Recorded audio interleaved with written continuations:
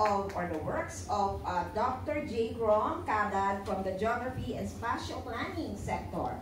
Dr. Cadad?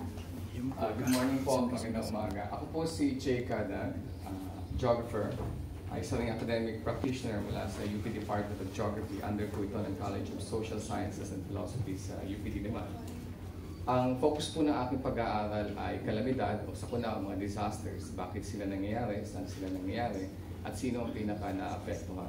Siyempre maraming pwedeng sabihin tungkol dyan, pero at least sa pag-aaral ko, isang conclusive evidence ay kasabay ng bawat pag-unlad ang mga kalamidad. Kaya nga, titingnan natin ang disasters bilang failed dimensions of development.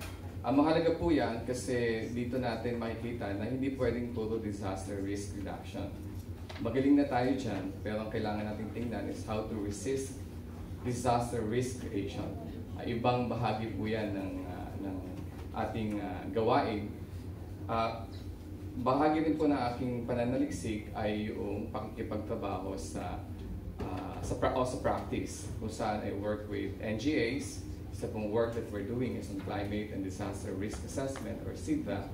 At ginagamit po namin ito to work with local government units para sa bawat bayan ay magkaroon ng mas specific na mga risk assessment. At mahalaga din po yan sa mga komunidad dahil yan ang gagamitin po nila sa kanilang disaster preparedness.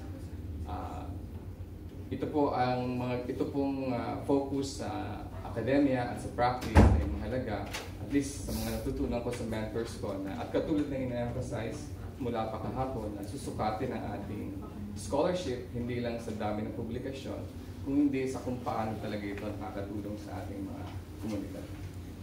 Salamat po. Thank you, Dr. J.